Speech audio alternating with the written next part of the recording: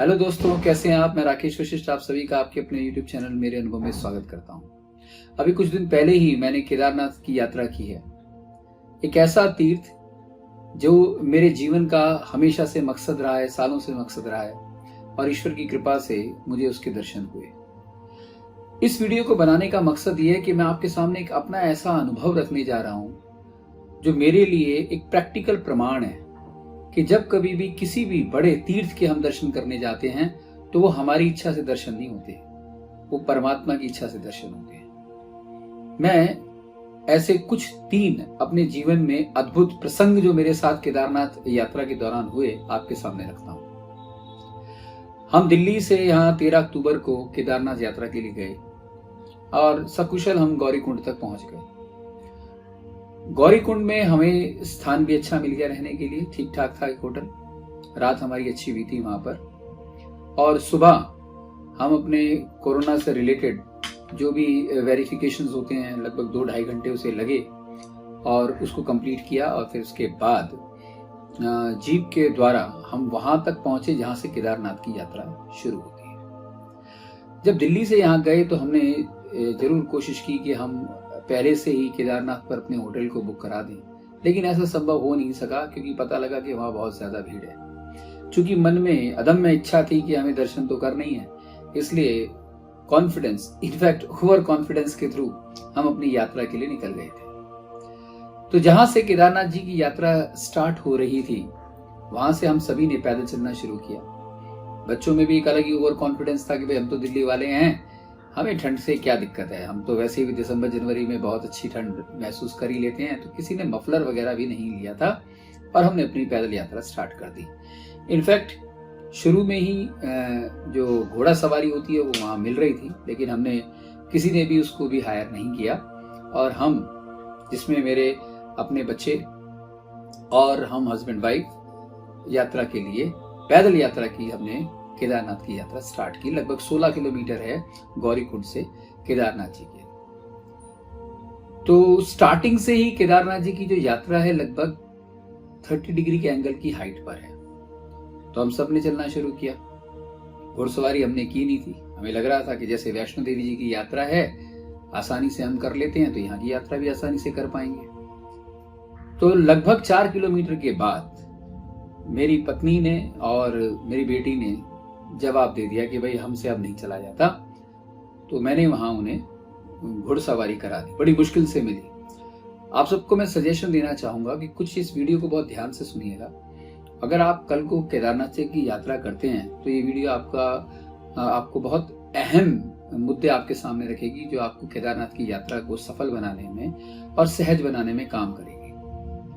तो हम यहाँ से लगभग 4 किलोमीटर के बाद मैंने अपनी वाइफ को और बेटी को घुड़सवारी करा दी। थोड़ा महंगा मिला, नीचे से सस्ता था, क्योंकि जैसे जैसे आप ऊपर जाते हैं तो ऑब्वियस सी बात है कि आपका शरीर थकने लगता है और आप मजबूर हो जाते हैं घुड़सवारी करने के लिए, और वहां पर डिमांड और सप्लाई जैसी बात आ जाती है और चार्जेस घुड़सवार जो होते हैं वो अपने ज्यादा रख लेते हैं। तो कोई बात नहीं, हमने उन दोनों को तो दिला दिया, लेकिन ये हमारी पहली गलती थी। अब वो दोनों तो अपने घोड़े के साथ जो है यात्रा के लिए निकल गए और इधर से मैं और बाकी के बच्चे जो है पैदल यात्रा करने लगे। लगभग अगले 3 किलोमीटर चलने के बाद मेरा भी शरीर जवाब दे गया। इतनी थकान होने लगी, थोड़ा चेस्ट में दर्द भी होने लगा, थोड़ी ऑक्सीजन की कहीं ना कहीं थोड़ी सी प्रॉब्लम भी थी। तो लगभग 7 किलोमीटर के बाद हताशा सर पे चढ़ के इसलिए बोल गई क्योंकि आफ्टर 7 किलोमीटर केदारनाथ जी की यात्रा जो है लगभग 40-45 डिग्री लगा लीजिए आप, खड़ी यात्रा इस तरीके से। तो वहां भी मुझे भी बड़े मुश्किल से घोड़ा मिला और फिर वहां से मेरी जो है घोड़े के द्वारा पूरी केदारनाथ जी की यात्रा लगभग अराउंड 8:15 साढ़े 8 तक मैं पहुंच गया। मेरी मिसेज और बेटी लगभग 6 बजे तक ऊपर पहुंच चुके थे और मैं लगभग 8:15 साढ़े 8 तक पहुंचा था। लेकिन हमारे जो बच्चे थे 3, वो 3 बच्चे बिल्कुल लड़के जो हैं, यंग लड़के थे, उनमें लग रहा था कि हम बड़ी आसानी से आ सकते हैं, वो पैदल ही आ रहे थे। तो कहीं ना कहीं हमें उनकी चिंता होने लगी। और सबसे बड़ी हताशा कब हुई, जब हम ऊपर पहुंचे। हम एक्सट्रीम लेवल पर थके हुए थे, इतने थके हुए थे कि जिसकी मैं आपको शब्दों में बयान नहीं कर सकता। और सबसे बड़ी उसके साथ विडंबना ये थी कि वहां किसी तरीके की कोई फैसिलिटी नहीं थी in terms of getting a hotel, क्योंकि जहां हमें घोड़े वाले ने उतारा था उससे भी लगभग 2.5 किलोमीटर आगे केदारनाथ जी का मंदिर है और होटल वगैरह भी वहीं थे। चूंकि मैं पहुंचते ही मैंने कोशिश करी कि मैं होटल को ढूंढना शुरू करूं, तो मैं बिना समय खराब किए मैं चल दिया होटल्स को ढूंढने के लिए। लेकिन जैसे जैसे मैं आगे चलने लगा, मैंने कहा भाई बच्चे आ जाएंगे तो आप देख लेना, इन द मीनवाइल मैं जरा होटल्स देख लेता हूँ कहीं कोई मिल जाए तो। लेकिन रास्ते में मुझे पता लगा कि कोई चांस ही नहीं, there is absolutely no chance in getting a single room. तो ये और एक बड़ी हताशा का कारण बन गया। टेम्परेचर लगभग -1 -2 डिग्री, सन्नाती हुई हवा चल रही है, जबरदस्त ठंड, एक्सट्रीम लेवल की ठंड, कोई सहारा नहीं, भूख अलग लगी हुई है। और ऐसा लगने लगा कि कोई चारों तरफ अंधेरा सा लगने लगा। 2.5 किलोमीटर का रास्ता भी जहां हम उतरे थे और मंदिर तक का, वो लग रहा था 25 किलोमीटर जितना लंबा। इतनी ज्यादा थकान शरीर के अंदर थी। इधर से बच्चों की अलग से चिंता थी, लेकिन with God grace, Kedarnath ji की कृपा से तीनों बच्चे जो हैं लगभग 10:15 10:30 के करीब ऊपर आ गए।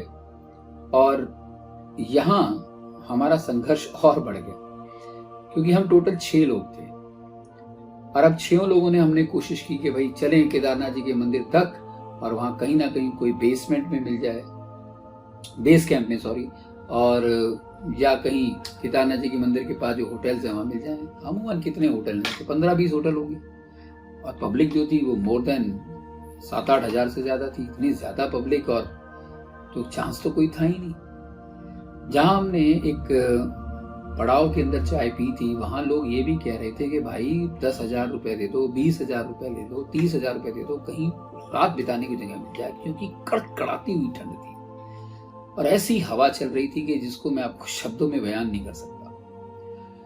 तो हमें एकदम अंधेरा सा छा गया हमारे आगे। मैं अपने बारे में बताऊं, मैं सच में हताश हो गया कि इतनी कड़ी मेहनत करने के बाद हम ऊपर पहुंचे हैं और यहाँ पहुंचने पर भी सारी रात, लगभग समय भी जो था 11:30 पौने 12 के बीच का हो गया था, कि अब कोई चांस नहीं लगता कि हमें होटल मिलेगा, क्योंकि लोग 30-30 हजार रुपए देने को तैयार थे। उसके बावजूद भी जो है किसी को भी कमरा नहीं मिल रहा था। मैंने खुद ने, बच्चों ने लगभग 10-12 बेस कैंप्स जो होते हैं वहां तक जा जाकर पता किया, रिक्वेस्ट किया। ऐसे बेस कैंप भी थे जिसके अंदर 15-15, 20-20, 22-22 लोग थे, 30-30, 40-40 लोग भी थे, बड़ा जो कैंप हुआ करता है। लेकिन कहीं भी हमें एंट्री नहीं मिली और हम भी किसी भी रेट पर एक ग्रुप बेस कैंप भी लेने को तैयार थे, लेकिन सभी जगह हमें मना कर दिया गया। हताशा पीक पर थी। मैं आपको ये सब बात इसलिए बता रहा हूं क्योंकि केदारनाथ जी की मैंने शुरू में ही आपको बोला था कि इतने बड़े तीर्थ के देव स्थान में परमात्मा के दर्शन बिना परमात्मा की कृपा से नहीं होते। हमारी इच्छा से दर्शन नहीं होते, ईश्वर की कृपा और उनकी इच्छा होती है तो ही दर्शन होते हैं। अब हताशा पीक पर थी। मैंने डिसाइड किया भाई चलो यहीं दूर से मंदिर में प्रणाम कर लेते हैं और वापस घोड़ा गाड़ी करते हैं और नीचे उतरते हैं। जहां इतना दुख पाया है 2.5-3 घंटे 4 घंटे और सही, और लगभग 1-2 बजे के करीब सुबह जो है 4 बजे के करीब तक तो हम उतर ही जाएंगे। और रात भर इतनी भयंकर ठंड के अंदर खुले में रहना असंभव है, ऊपर से भूख अलग लग रही थी। तो हमने डिसाइड कर लिया, हमने घोड़ा गाड़ी वाले से बात कर ली, 6 घोड़े बुक कर लिए, रेट फिक्स कर लिया और हम बिल्कुल नीचे उतरने के लिए रेडी थे। प्रणाम कर दिया और कहा बाबा माफ करना, हम सारी रात नहीं रुक सकते, अब हम जा रहे हैं। ये बोलना ही था। देखिए परमात्मा सामने नहीं होते, लेकिन किसी न किसी रूप में साक्षात अपना अनुभव देते हैं। मेरी मिसेज से एक व्यक्ति की बात हुई वहीं पर कि भाई हम बहुत इस तरीके से परेशान हैं, क्या कोई रास्ता है? तो मैं तो ये कहूंगा कि उसके रूप में साक्षात केदारनाथ जी थे, भगवान थे। वहां जो घोड़े का बुकिंग का जो हाउस होता है उसमें से एक कमरा रात को 11:40 पर उस व्यक्ति ने हम 6 लोगों के लिए दे दिया। कमरे का साइज अप्रोक्सीमेटली बहुत ही छोटा कमरा था। आप ये लगा सकते हैं कि ज्यादा से ज्यादा उसके अंदर 3 या 4 लोग रह सकते हैं, इससे ज्यादा अंदर रह ही नहीं सकते। हम तो 6 थे, लेकिन हमें वो कमरा किसी 7 स्टार होटल से कम नहीं लग रहा था, क्योंकि 4 दीवारी थी, छत थी, नीचे फर्श था।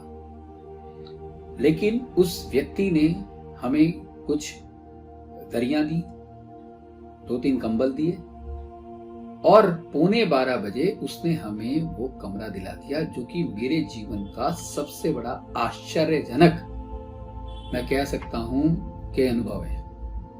बिल्कुल जा रहे हैं हम वापस, उसी समय उस व्यक्ति की एंट्री होना किसी एक तरीके से जैसे फिल्म में हम देखते हैं स्क्रिप्ट में चेंज आता है, तो कुछ ऐसा था। हमें वो कमरा मिला और हमको मात्र 500 रुपए के अंदर वो कमरा मिला, केवल 500 रुपए।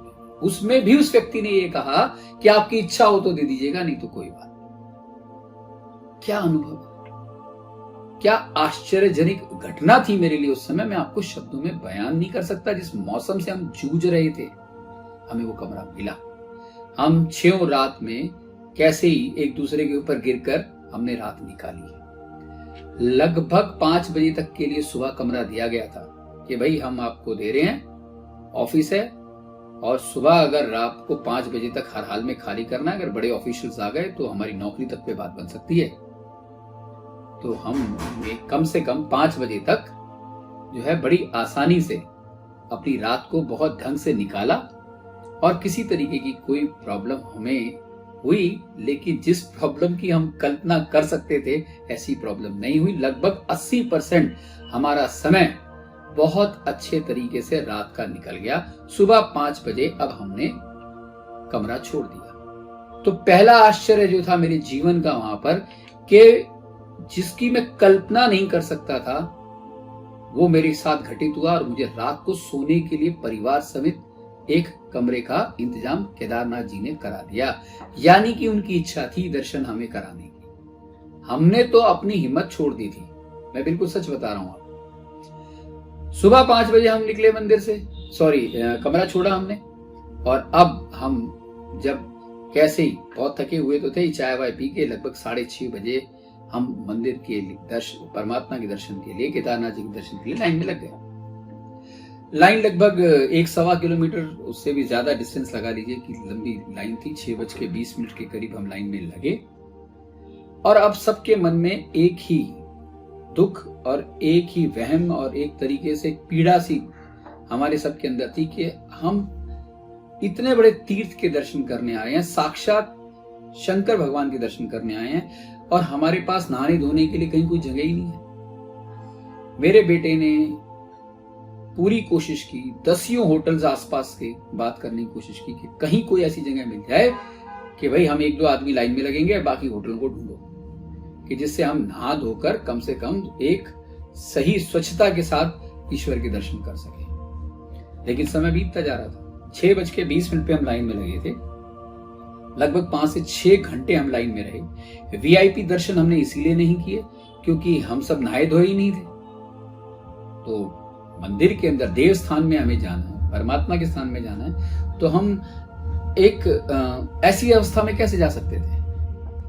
तो अब नहाए भी कहां? संकट हमारे मन में बहुत ज्यादा था, बहम बहुत ज्यादा। बार बार मैं भगवान से कहता, हे ईश्वर, ये कैसी परीक्षा है? हम आपके दर्शन के लिए आए हैं और हम नहाए धोए भी नहीं हैं।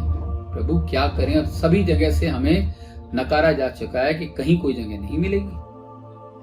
लगभग हम, ये बात होगी 11:15 तक हम लाइन में रहे। लाइन बहुत लंबी थी क्योंकि भीड़ बहुत ज्यादा है। मैंने कहा भाई एक आखिरी ट्राई मैं भी कर लेता हूँ। मैंने कहा भाई बच्चों तुम लगो, मैं भी चलता हूँ। मैं चला, लगभग कोई 100 मीटर के करीब मैं चलाऊंगा लाइन से हटकर। मैंने एक व्यक्ति से पूछा कि भाई जो है हमें टॉयलेट वगैरह जाना है और क्या कोई तुम रास्ता बता दोगे? बोला जी 50 रुपए लूंगा और नहाने समय 100 रुपए लूंगा एक आदमी के, और आपको 1 बजे तक कमरा दे सकता हूं मैं, क्योंकि अभी कमरा खाली हुआ है। आप सोचिए, मंदिर के दर्शन के लिए केवल 1 घंटा हमारे पास रह गया था। हम लाइन हमारी बिल्कुल मंदिर के करीब थी। उस समय भगवान ने हमें एक कमरे का इंतजाम कराया, जहां हम सब नहा धोकर बिल्कुल ढंग से तैयार हुए और लगभग 40-45 मिनट का समय हमने लिया होगा। और 15-1 मिनट पर नहा धो के जब हम दोबारा लाइन में लगे तो 15वें मिनट के बाद ईश्वर की कृपा से, मेरा जन्मदिन भी था उस दिन, इतने बेहतरीन दर्शन हुए कि जिसको मैं आपको शब्दों में बयान नहीं कर सकता। ये एक अनुभव है। तो ये उस व्यक्ति के रूप में ईश्वर मेरे सामने दोबारा मदद के लिए आए, क्योंकि एक बिना नहाई धोई कंडीशन के दौरान होते हुए अगर हम भगवान के दर्शन करते तो कहीं ना कहीं मेरी निगाह में हम वो दर्शन कर भी नहीं पाते और मंदिर के बाहर खड़े होकर ही हमें वापस आना पड़ता। लेकिन ऐसा नहीं हुआ। ईश्वर ने हमें बहुत अच्छा कमरा दिलाया, कमरा ही नहीं दिलाया, वहां गर्म पानी का इंतजाम कराया। ढंग से हम सब तैयार होकर परमात्मा के हमने दर्शन किए। बहुत अच्छी खिलखिलाती धूप थी उस दिन। कहा जाता है कि केदारनाथ जी में जो हवा चलती है वो सीधे स्वर्ग से आती है। वाकई में एक ऐसा एहसास था, एक ऐसी खुशी थी।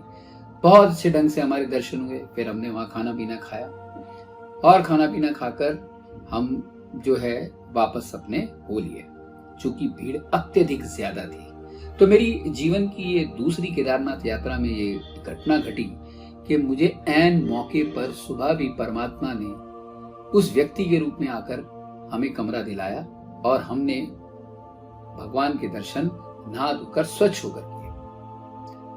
अब हम जब वापस आए, वापस आने के बाद हम गौरी कुंड आए। गौरी कुंड के अंदर इतनी जबरदस्त भीड़, ऐसा लग रहा था कि पूरा हिंदुस्तान वहां आ चुका है। सड़कें कितनी बड़ी हैं आप समझ ही सकते हैं। हमारी गाड़ी पार्किंग के अंदर खड़ी हुई थी। अब पार्किंग से वहां निकालने का मतलब है कि सुबह अगर हम लगभग 10-11 बजे हम पहुंचे थे गौरी कुंड, अगर हम वहां पर सॉरी गलत मैं भूल गया, आपको मॉर्निंग की बात बता रहा था मैं। रात को सब पहले मैं आपको रात की बात बताता हूं कि गौरी कुंड रात को हम 8:30-9 बजे के करीब पहुंचे। इतनी भीड़ जिसकी कोई सीमा नहीं। रात का समय जिस होटल में पता करें उस होटल वाले ने साफ मना कर देना जी कमरे का तो कोई चांस ही नहीं है। गाड़ी हमारी पार्किंग में खड़ी। पार्किंग जहां हम थे वहां से लगभग 2-2.5 किलोमीटर के डिस्टेंस के ऊपर थी। अच्छा, हम आए घोड़े से ही थे, घोड़े गाड़ी से आए थे, क्योंकि वही हमारे लिए उस समय सुविधा अनुसार बेस्ट था। और मैं बताऊंगा आपको वीडियो के अंत में कि हमें अगर वहां जाना है तो कैसे सहजता के साथ हम अच्छे दर्शन कर सकते हैं।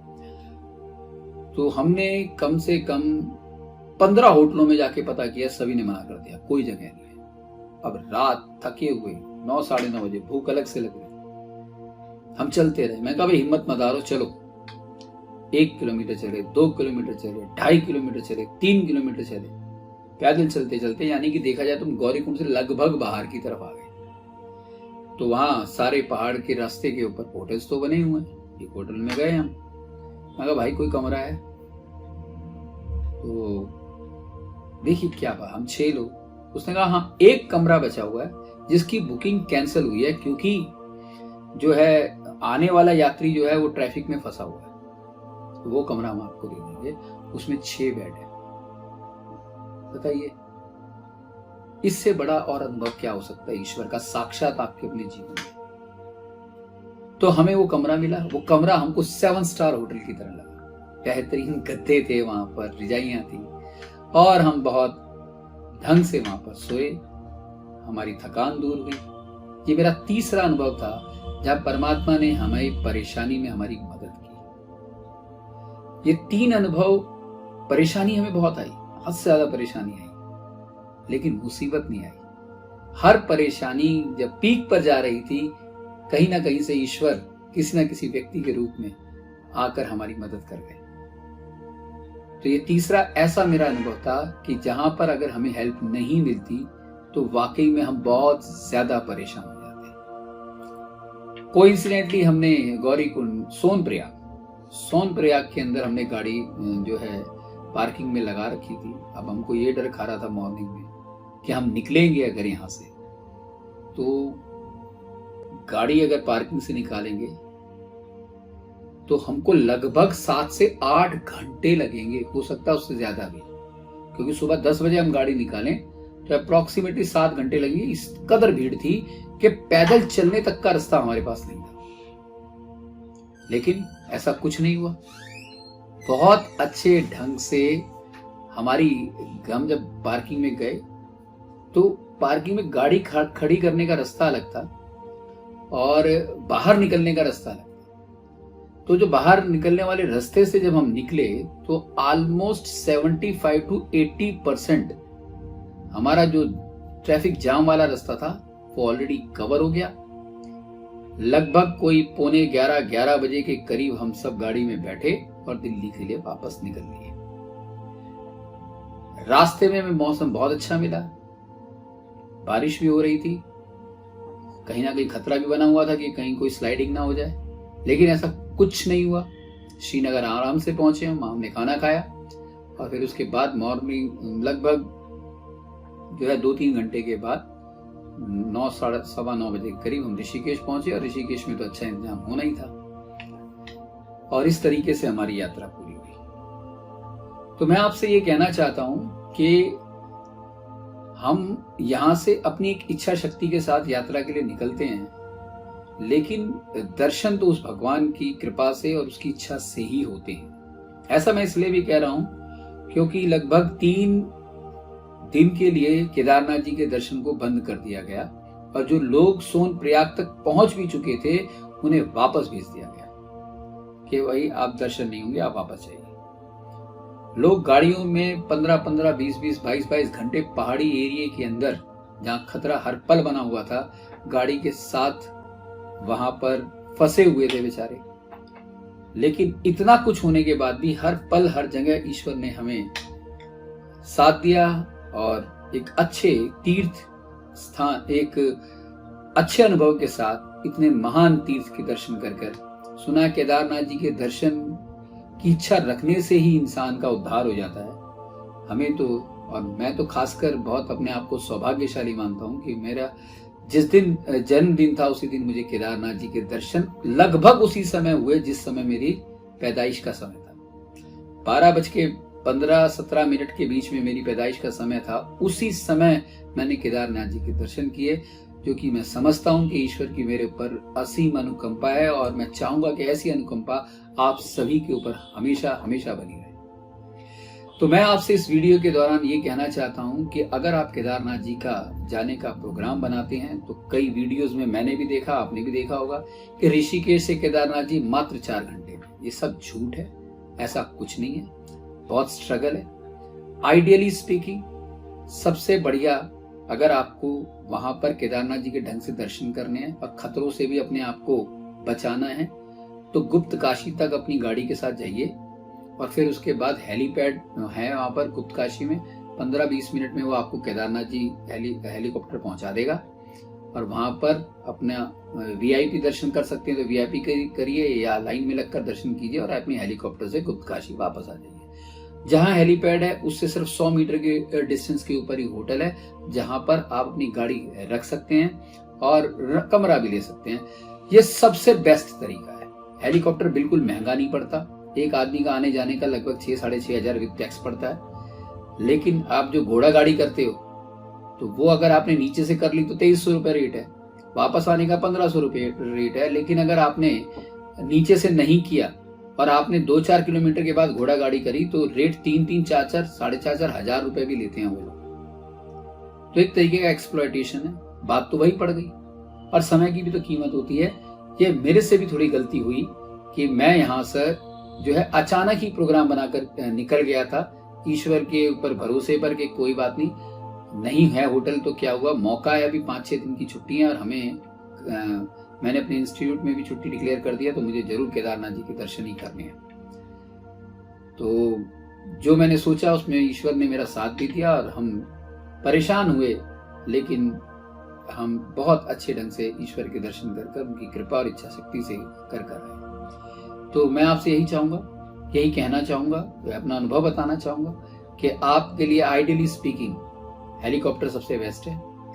दूसरा, या तो फिर आप घोड़ा गाड़ी करके जाइए। तीसरा, अगर आपको बहुत ही अच्छा एक्सपीरियंस है पहाड़ों पे चढ़ने का, तो आप पैदल भी यात्रा कर सकते हैं। 16 से 17 किलोमीटर का रास्ता जो है एकदम एंगल पर है, चढ़ाई है और अच्छी खासी शरीर की ताकत आपकी निचुड़ जाती है उसके अंदर, और कहीं ना कहीं खतरा भी है। तो मेरी राय है कि पैदल यात्रा नहीं करनी चाहिए, घुड़सवारी से भी नहीं करनी चाहिए, क्योंकि कई बार घोड़ा जो है बिल्कुल किनारे पहुंच जाता है और नीचे 10,000 फीट की खाई है। लेकिन वो वाली बात है ना, जब तक ईश्वर की आंख सही है, आपके ऊपर कृपा है, तब तक आपका बाल भी बांका नहीं हो सकता। अगर उसी की आंख फिर जाए तो कोई आपको आपके घर पर भी नहीं बचा सकता। केदारनाथ तो बहुत दूर की बात है। तो मैं यही ईश्वर से चाहूंगा कि ईश्वर सबको सुरक्षित रखे, ठीक रखे, सब पर अपनी कृपा बनाए रखे। जैसे हमारी यात्रा में भगवान ने हमारा साथ दिया, हम पर अपनी कृपा बनाई, ऐसे आप सबके ऊपर भी ऐसी कृपा बनी। जब भी आप केदारनाथ जी के, बद्रीनाथ जी के दर्शन जाएं, आप कभी कल्पना में भी कोई प्रॉब्लम ना आए और आप जाएं और अपने जीवन का उद्धार करें, क्योंकि ऐसे देव स्थान, ऐसे ईश्वर के साक्षात परमात्मा के स्थापित केदारनाथ जी, तो वहां आपको साक्षात शिव की अनुभूति प्राप्त होगी। और आपकी आस्था अगर भगवान शिव में है तो आपको कुछ नहीं होगा, आप बड़ी सकुशल जाएंगे और सकुशल वापस आएंगे। आशा करता हूं कि मेरी जो अनुभव है उसे आपने पसंद किया होगा। ऐसे और अच्छे अनुभव के साथ साथ मैं आपके साथ हमेशा जुड़ता रहूंगा। आप हमारी इस वीडियो को लाइक करें, इस चैनल को लाइक करें और ज्यादा से ज्यादा शेयर इसलिए भी करें क्योंकि जो भी लोग इस साल, तो अब जो है देखा जाए तो पट बंद ही होने वाले हैं केदारनाथ जी के, भैया दूज वाले दिन बंद हो जाएंगे, लेकिन जो अगले साल बनाना भी चाहते हैं तो कहीं ना कहीं उनको मेरे इस अनुभव से जरूर फायदा मिलेगा और उनकी यात्रा भी हमारी यात्रा की तरह सफल होगी। नमस्कार।